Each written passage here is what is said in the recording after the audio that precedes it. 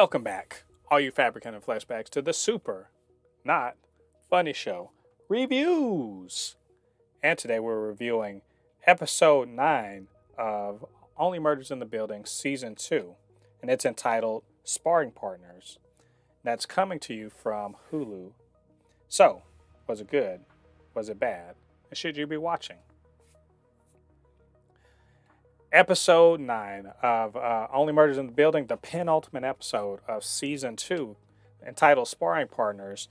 And it's very appropriate because the two sparring partners in particular literally get in the ring, but also figuratively are sparring with each other, verbally jousting, if you will. That is Mabel, and she is sparring, if you will, with Detective Kreps, who we realize at the end of the last episode is Glitter Guy. So this episode is very much the bring it all together sort of situation, I guess. Because up to this point, like me, you've been like, who the hell is this? Just like in the show, you know, the trio, they don't really quite know who's who and what's what. But they've been getting close. At the very least, Mabel identified Kreps as the person that was a Glitter Guy and everything. So he definitely has something to do with something. And I kind of like how they start everything off. Of Kreps is he's the POV at the beginning, so we're sort of seeing where he's coming from, and it becomes clear that he's not the mastermind. He is essentially the hand, the tool of the mastermind. And it all all that little bit where Mabel is going, in this one, all three, Charles, Mabel, and Oliver, they're sort of following their own little storylines. They're kind of separated. Mabel is tracking down Kreps, but she's also sort of dealing with the fallout of her relationship with Alice, and how fortunately that sort of helps her get kind of a lead, but also to I guess get the motivation to move on and figure out who's trying to set her up. But while she's doing that, and let me just say, Mabel being pretty badass, confronting Kreps, in his boxing gym, going in the ring with him, and everything like that, and doing the sort. She pulled a Columbo on this man. I love the fact that he thinks that he's so much better, smarter. He's the detective. He's all this other stuff. He's a crooked cop, obviously. And she totally Columbos him and gets him to talk more and say more than he really wants to.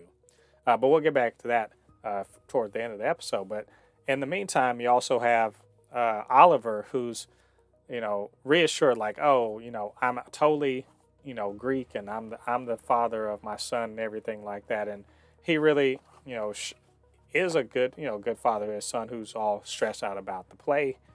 And he reassures him, like, it's all good, we're good. And of course, I was thinking, man, really? I'm pretty sure that that's a lie. And lo and behold, it's a lie.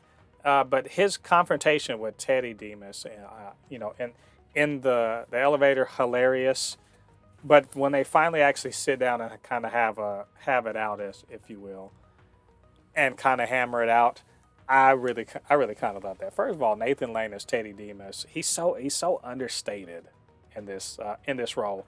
Nathan Lane's usually a lot more flamboyant or whatever in some of his roles, but he's a lot sometimes, but he's so much more reserved in this. And to kind of see him play the apologetic and really kind of humanized him a lot more. Not that he needed it, but really humanized him a lot more.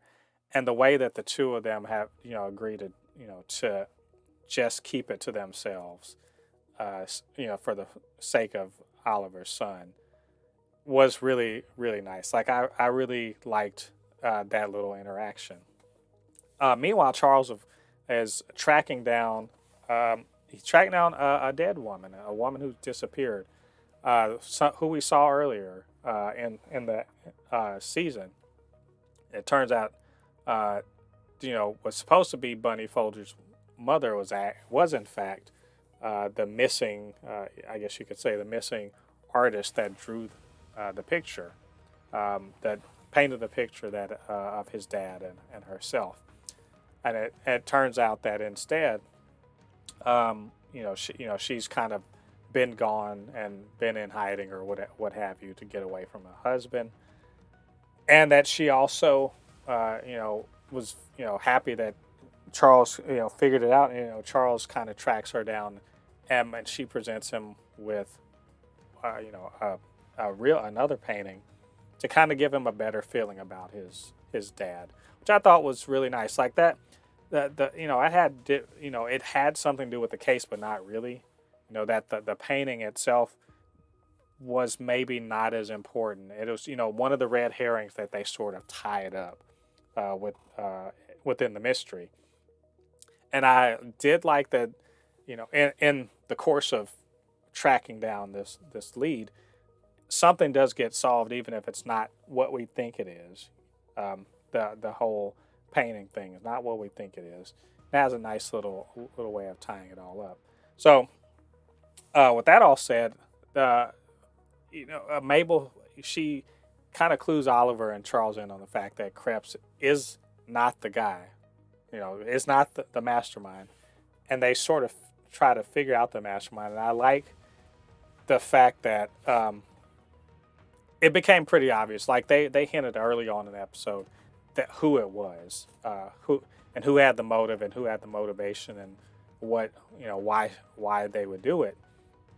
And spoiler alert, it ends up being their rival podcaster, Cinda Canning, played by Tina Fey, and that in fact her fame and everything wasn't even real. That Poppy, her assistant, is actually this missing girl, and that it's all manufactured, it's all fake. That her whole murder podcast thing was all fake and everything. And that now we see she has a motive, trying to take down a rival podcast and trying to get famous off of that rival podcast. That's why she has a motive for setting up Mabel, and that Kreps is her person, that her man inside to make this all happen.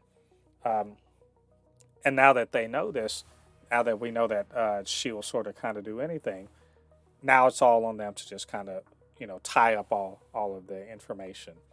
And so I know this is a long recap, but overall, God, I love this episode. This episode was like on point from start to finish. It's if for no other reason, because I loved all of kind of the moments of triumph that happened throughout the episode, mainly for Mabel, but Charles and Oliver, they kind of got their things are sort of working out towards a good conclusion for them. And the way they were flailing away, it sort of all comes together. Again, I like the Columbo aspect of what Mabel was doing and how she kind of stands up to this, obviously physically more intimidating Detective Kreps. But I also just enjoyed the fact that, the mystery bits are all sort of, coming together. So now this finale is going to kind of be all, supercharged, if you will, because for a change, they actually totally know who did it and why, and they're going to be able to confront them straight up. Maybe like last time, but we know this whoever it is totally willing to kill people, and they know their way around the Arconia, so it could be quite dangerous. But all said, this episode was just on point, and I think everyone, if you're not watching this show, I don't know what you're doing, but yeah, obviously you are because you're watching this review. So anyway, that's what I thought about this episode of Only Murders in the Building. What did you guys think about it? What did you think about what I had to say? Get down to the comment section. Let me know what you're thinking. And of course, you can always hit me up, supernotfunnyshow@gmail.com or at supernotfunnys1 on Twitter. All right, all you Fabricans and Fleshbags, thanks for joining me. Come back next week for the review of the finale of Only Murders in the Building Season 2. Till then, I've been Mabel, the resident fabricant and comic extraordinaire on all things pop culture. And I'll see you guys on the other side of the thread. Peace.